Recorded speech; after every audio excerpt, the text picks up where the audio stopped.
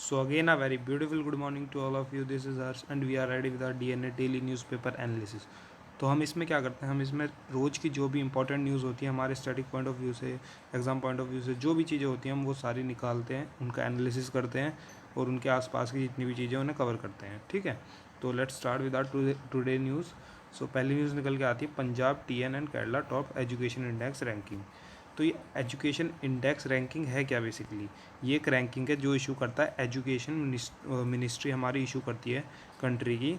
और कौन कौन से बेसिस पे इशू होते हैं कि वहाँ किसी भी स्टेट की एजुकेशन कैसी है, मतलब वहाँ की एजुकेशन में कितने लोग पार्ट ले रहे हैं, तो उसकी एजुकेशन. उसके बाद सेकंड नंबर पे इंफ्रास्ट्रक्चर वगैरह, क्योंकि जिस स्टेट की एजुकेशन अच्छी होगी उसका इंफ्रास्ट्रक्चर अच्छा होगा तो वहाँ पे डेवलपमेंट होगी. तो ये 2-3 पॉइंट है जिनके बेसिस पे ये देखते हैं कि कौन कंट्री टॉप, कौन स्टेट टॉप कर रही है और कौन नहीं कर रही है. ठीक है, तो इस बार की जो एजुकेशन मिनिस्ट्री ने ये रिलीज़ किया अपना इंडेक्स, इसमें टॉप पे है पंजाब. हाँ, माना ये अनबिलीवेबल है, पंजाब है इस बार टॉप पे. ठीक है, ज़्यादातर होते कौन से सदर्न जो हमारे स्टेट्स हैं वो टॉप पे रहते हैं, लेकिन इस बार पंजाब ने टॉप किया है. नंबर 2 पे है Chandigarh and then followed by Tamil Nadu and Kerala. तो मतलब सदर्न स्टेट रहती हैं टॉप 4-5 में, पक्का 2 या 3 सदर्न स्टेट रहेंगे, तो केरला तमिलनाडु इन चीज़ों में. ठीक है, सेक्स वहाँ पे सेक्स रेशियो हो गया या फिर एजुकेशन की चीज़ हो गई, इंफ्रास्ट्रक्चर डेवलपमेंट, तो वहाँ पे रहती हैं हमारे सदर्न स्टेट्स. ठीक है, तो ये चीज़ हो गई. अब इसमें जानने वाली चीज़ क्या है, सबसे पहले तो ये कि इस बार टॉप किसने किया? पंजाब ने. ठीक है, और चंडीगढ़ जो कि पिछले 2 साल से, मतलब हर साल ये होता है एक एनालिसिस, और पिछले 2 साल से चंडीगढ़ टॉप कर रहा था, लेकिन इस बार चंडीगढ़ सेकंड पोजीशन पे आया, मतलब पंजाब ने उसे ओवरकम कर दिया. ठीक है, तो एक ये चीज़ हो गई इसमें समझने वाली. इसमें एक चीज़ और है कि MP एंड छत्तीसगढ़, इन दोनों ने काफ़ी मतलब रिग्रेशन किया, काफ़ी अच्छी इन्होंने वापसी की है. पहले नीचे जा रहे थे, अब इन्होंने दोबारा इस फेज़ में वापसी करी है. ठीक है, और तमिलनाडु एंड केरला तो है ही. तो ये चीज़ है. हाँ, पंजाब की एक बार देख लेते हैं. पिछले साल ये 1000 में से मार्किंग दी जाती है जिसके बेसिस पे इनकी लिस्ट बनती है. तो पिछले साल पंजाब को 769 नंबर्स मिले थे. ठीक है, तो पंजाब काफ़ी नीचे था, लेकिन इस बार पंजाब ने स्कोर किए 929. तो देख लो ऑलमोस्ट 150-160 के आसपास इन्होंने ग्रो किया, तो काफ़ी इम्प्रूवमेंट हुई है. तो बेसिक टॉप पे तो आना ही था ये. ठीक है, तो ये हमारी पहली न्यूज़ हो जाती है. तो इसमें एक बार देख लेते हैं कौन इशू करता है. Education ministry of India. Top किसने किया? पंजाब ने. और चंडीगढ़ पिछले 2 बार से टॉपर था, इस बार सेकंड पोजीशन पे आया. तमिलनाडु और केरला फॉलोड कर रहे हैं उन्हें. उसके बाद ये दोनों स्टेट्स हैं. ये चीज़ें हैं. ठीक है, अब आगे चलते हैं. आगे since February pact all quiet on line of control. तो लाइन ऑफ कंट्रोल है क्या? LOC, आपको पता होगा, मूवी भी है इस पे, LOC कारगिल. तो लाइन ऑफ कंट्रोल वहाँ पे काफ़ी पहले इन्फिल्ट्रेशन वगैरह ये सारी चीज़ें होती थी, जो भी मिलिटेंट्स वगैरह थे वहाँ से घुसपैठ होती थी. तो इस बार फरवरी से लेकर अब तक वहाँ पे कोई भी ऐसी मूवमेंट रिकॉर्ड नहीं करी गई. मतलब मूवमेंट वहाँ पे लॉन्च पैड्स पे दूसरी साइड पे ऑब्जर्व करी गई है, पर कोई भी इन्फिल्ट्रेशन के वहाँ पे भी सबूत नहीं मिला, ना हुई है. ठीक है, लेकिन घर में ही बैठा है, घर में ही है लोग, वहीं से अब ये मतलब पाकिस्तानी जो है वहीं से चीज़ें ऐसी करते रहते हैं कि जो हमारे घर में कश्मीर में जो भाई हैं कुछ, तो उन्हें उकसाते हैं, ये सारी चीज़ें बताते हैं. तो जो भी है वो, तो इस वजह से अब घर में ही है हमारे, तो दुश्मन तो बाहर क्या देखें. ठीक है, तो वही चीज़ है. तो अब तक तो इस पर कोई रिकॉर्ड हुई नहीं है. और इसमें जानने वाली चीज़ क्या है कि 2003 में एक सीज़ फायर का हमारा पैक्ट हुआ था. सीज़ फायर बेसिकली होती क्या है? सीज़ फायर, सीज़ का मतलब आपको पता होगा रोकना, किसी भी चीज़ को सीज़ करना या ज़ब्त करना या रोकना, कुछ भी कह सकते हो. ठीक है, और फायर मतलब हमारी वही एक्टिविटीज़ जो फायरिंग के थ्रू होती है. तो किसी भी फायरिंग को रोकना या किसी भी इधर उधर इन्फिल्ट्रेशन को रोकना, हमारी परमिशन के बिना जो भी इन्फिल्ट्रेशन वगैरह ये सारी चीज़ें होती हैं उसे कहते हैं सीज़ फायर. ठीक है, तो ये चीज़ हो गई. इसमें और इम्पोर्टेंट ज़्यादा कुछ है नहीं. एक इसमें फिगर दे रखा है कि इस बार अब तक 592 बार जो है सीज़ फायर का वॉयलेशन हो चुका है. ठीक है, पिछले साल ये हुआ था 4600 टाइम्स. तो देख लो एक साल में 4600 टाइम और एक साल में 365 दिन. तो एक दिन में कितनी बार यहाँ पे वॉयलेशन होता है. ठीक है, क्योंकि पता है आपको कितना मतलब कोस्ट, पूरे कोस्ट कितना, मतलब कोस्ट साइड से ऊपर अगर आप जाओगे पूरा पंजाब, पूरा हाफ वो देख लो आप, जम्मू एंड कश्मीर, राजस्थान, तो मतलब लगभग कितना 4 से 5 हज़ार किलोमीटर का एरिया हम पाकिस्तान से शेयर करते हैं, आई थिंक 3,500 या 4,000 के आसपास है, पाकिस्तान से शेयर करते हैं, तो कहीं ना कहीं से इन्फिल्ट्रेशन हो ही जाती है। हर जगह तो एक एक सैनिक तैनात रह नहीं सकता है ना, तो वही चीज़ है। ठीक है, तो अब आगे चलते हैं। Pro Khalistan slogan at golden temple on blue star anniversary. तो ब्लू स्टार की एनिवर्सरी हुई 37th एनिवर्सरी, और ये मनाई जाती है 6 जून को। कल 6 जून थी, तो कल की एनिवर्सरी है। ठीक है, तो ये पूरी चीज़ है क्या, एक बार इसे डिटेल में पढ़ लेते हैं। इसमें है क्या, खालिस्तान, ये आपने सुना होगा ये वो कुछ लोग हैं जिन्हें अपना मतलब अलग से एक नेशन चाहिए।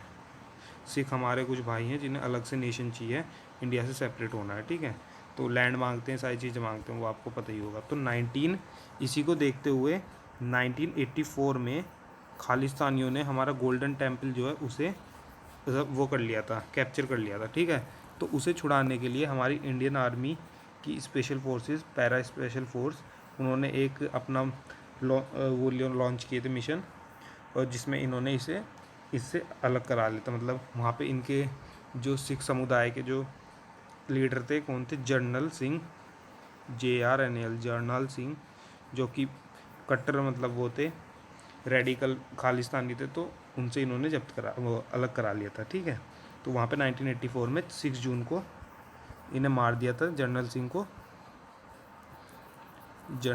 को, और इनसे अलग करा लिया था। ठीक है, तो इसलिए इस दिन मनाया जाता है। और ये किसके ऑर्डर्स पे हुआ था, ये जाहिर सी बात है, प्राइम मिनिस्टर जब ऑर्डर देगा तभी तो कोई भी मूवमेंट होगी आर्मी वगैरह की तरफ से, तो उनकी उससे हुआ था। ठीक है, और प्राइम मिनिस्टर कौन थे उस वक्त, इंदिरा गांधी। तो आपको याद होगा इंदिरा गांधी थी। ठीक है, तो आपको याद होगा 1984 में इंदिरा गांधी का एसिनेशन हुआ था, उनके बॉडीगार्ड ने किया था, जो कि खुद एक सिख था, तो वो भी एक खालिस्तानी लवर था। तो इसलिए उसने, जब उसे पता चला कि ये इंदिरा गांधी ये सारी चीज़ करा दी, तो उसने अक्टूबर में उनका एसिनेशन कर दिया। ठीक है, और जून में किसका हुआ था, इनके जो लीडर थे, जनरल सिंह। ठीक है, तो अब एक बार ऑपरेशंस की बात हो गई, तो एक बार ऑपरेशन देख लेते हैं, जो प्रोमिनेंट ऑपरेशन है, रिनाउंड है, इंपॉर्टेंट है, तो देख लेते हैं उन्हें। तो अब तक जो 2-3 ऑपरेशन है वो है ब्लू स्टार, जो कि अभी हम पढ़ रहे थे, ब्लू स्टार। एक आता है हमारा ब्लैक टॉर्नेडो, ये मतलब इंडिया में जो कैरिड आउट हुए हैं। ठीक है, एक आता है ऑपरेशन विजय। तो 2-3 देख लेते हैं, चलो। ब्लू स्टार, ये जो मैंने अभी बताया, किसने 1984 में हुआ था, और किसने करा था, हमारे आर्मी की elite force, special para forces. ठीक है, ब्लैक टॉर्नेडो आपको याद होगा 26/11 का हमला हुआ था, कौन से ईयर में हुआ था, ये हुआ था 2008 में। ठीक है, 2000, और इसे किसने कैरी आउट किया था, NSG, नेशनल सिक्योरिटी गार्ड। ठीक है, अब एक बार नेशनल सिक्योरिटी गार्ड भी देख लेते हैं। NSG का रिक्रूटमेंट कैसा होता है, कोई इसकी डायरेक्ट रिक्रूटमेंट नहीं है, इसकी सिर्फ मतलब तुम किसी भी डिफेंस फोर्सेस से जा सकते हो, जिसकी एलिजिबिलिटी है 30 ईयर्स से कम तुम्हारी एज होनी चाहिए, और 2 साल तुमने सर्व किया होना चाहिए डिफेंस फोर्स में, जिसमें भी हो तुम। अगर तुम इंडियन आर्मी से जाते हो तो तुम्हें मिलेगी कॉम्बैट, मतलब कॉम्बैट वाली टीम मिलेगी, वहाँ पे यूनिट्स होती हैं कुछ वो वाली। लेकिन अगर आप CAPF में से किसी से हो, CAPF में 6-7 चीज़ें आती हैं, मतलब पैरामिलिट्री फोर्सेज आती हैं, कौन कौन सी, CRPF, ITBP, ठीक है, SS, सौराष्ट्र सर्विस बोर्ड, कुछ ऐसे ही, और ठीक है, और भी इसमें और भी आती हैं, BSF, ये सारी चीज़ें आती हैं, 6-7 चीज़ें हैं। ठीक है, तो अगर आप इन CAPF में से आते हो तो आपको दूसरी रेजिमेंट मिलेगी, जैसे कि टेलीकम्युनिकेशन हो गया, या फिर ट्रांसपोर्टेशन हो गया, तो ये सारी चीज़ें मिलेंगी। ठीक है, आपको अभी एट प्रेजेंट 7,000 प्लस हमारे पास NSG कमांडोज़ हैं। ठीक है, और इनका टेन्योर होता है 5 ईयर्स।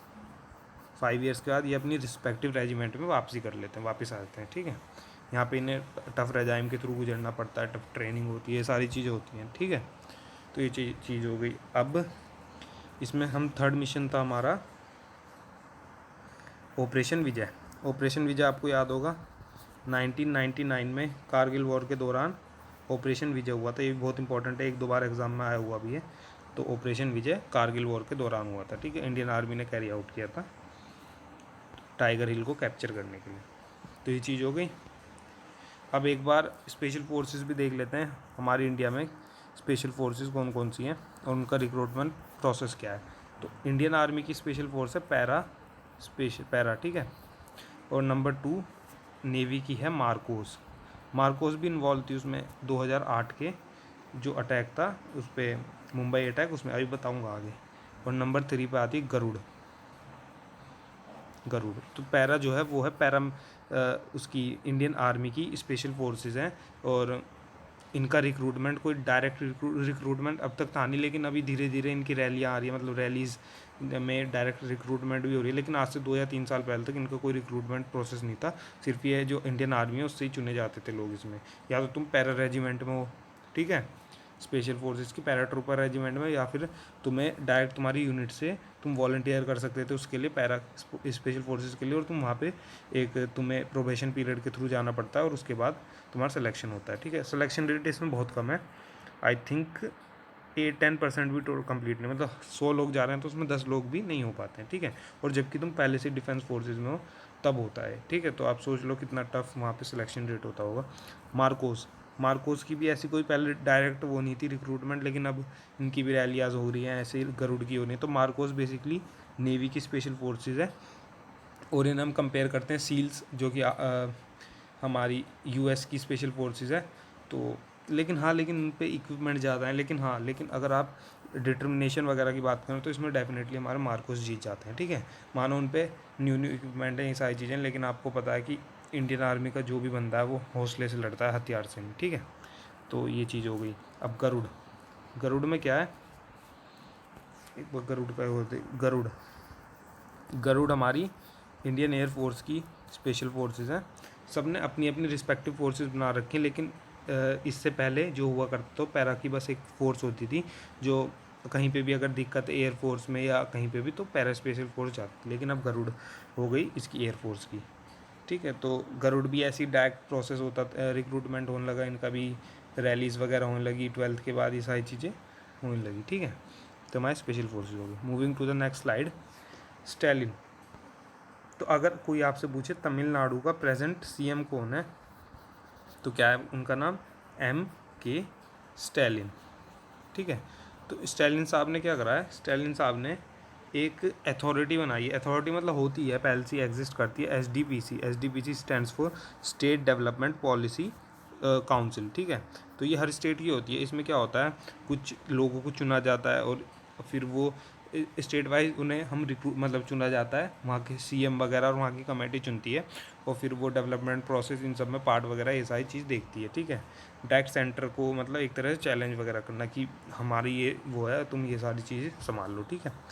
तो अब इसमें क्या करा स्टालिन साहब ने, एक तो रखी इन्होंने परमानेंट मेंबर जिनका नाम है R. श्रीनिवासन, ठीक है। ये एक इकोनॉमिस्ट है बहुत बेहतरीन, ठीक है। और बाकी इन्होंने 8 रखे पार्ट टाइम मेंबर। तो ये मेरे हिसाब से इन्होंने बहुत अच्छा किया है, क्योंकि इस बार इन्होंने देखो पार्ट टाइम मेंबर में भी कैसे कैसे रखे, आईएएस वगैरह ये सारी चीज़ें रखी। 1-2 एमएलए भी हैं, लेकिन आईएएस वगैरह, कुछ इकोनॉमिस्ट हैं, कुछ प्रोफेसर, मतलब पढ़े लिखे लोग रखे हैं। ऐसा नहीं है कि हर जगह पे तुमने एमएलए बैठा दिए या काउंसिल से 4 मिनिस्टर उठाए और वहाँ पे लगा दिए, तो ऐसी चीज़ नहीं है। तो ये बढ़िया चीज़ है मेरे हिसाब से, ठीक है। तो इसमें बस ये जानने वाली चीज़ है कि परमानेंट मेंबर जो हैं वो इन्होंने बैठाए हैं, मतलब जो हैं वो R. श्रीनिवासन इन्होंने चूज़ किए, ठीक है।